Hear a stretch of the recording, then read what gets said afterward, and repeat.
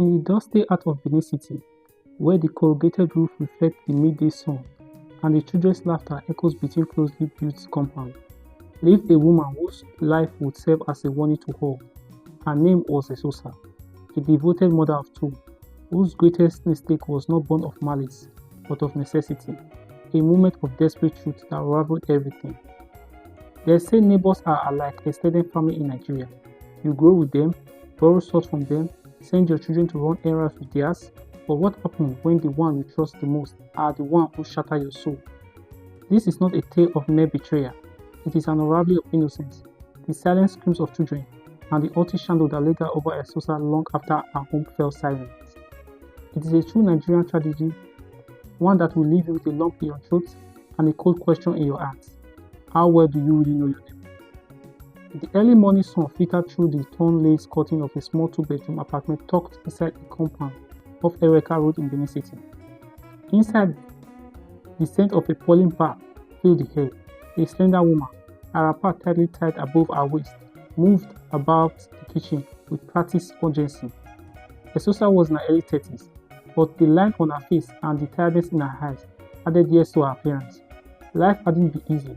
Widowed at 39, left with two children and a heap of debt her late husband never spoke of. She had learned to be strong, even when her bones ached with fatigue. "Osas, Ivie, come and eat before you are late for school," she called out, balancing a cup of hot tea in one hand and a cracked plate of akara in the other. Two young feet came scrambling out of the bedroom. Osas, a boy of 9, and Ivie, his 5-year-old sister, ran into the tiny parlor barefoot. Their school uniform, neatly pressed but faded from years of washing. "Good morning, Mommy," they chorused, settling on the warm plastic chair. Esosa smiled faintly. These children were alive. They had never complained, not even when there was no meat in the soup, or even when they patched their socks for the 10th time.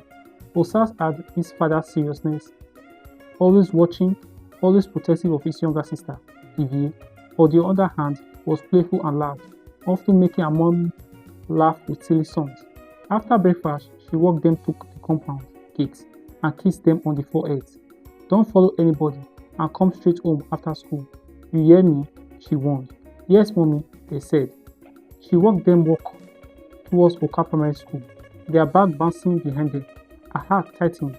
There were days she couldn't follow them all the way. Today, like many others, she had to rush to her job at the nearby chemist, where she earned just enough to pay rent and buy food. But that day, as she turned back towards the house, a voice called out from behind.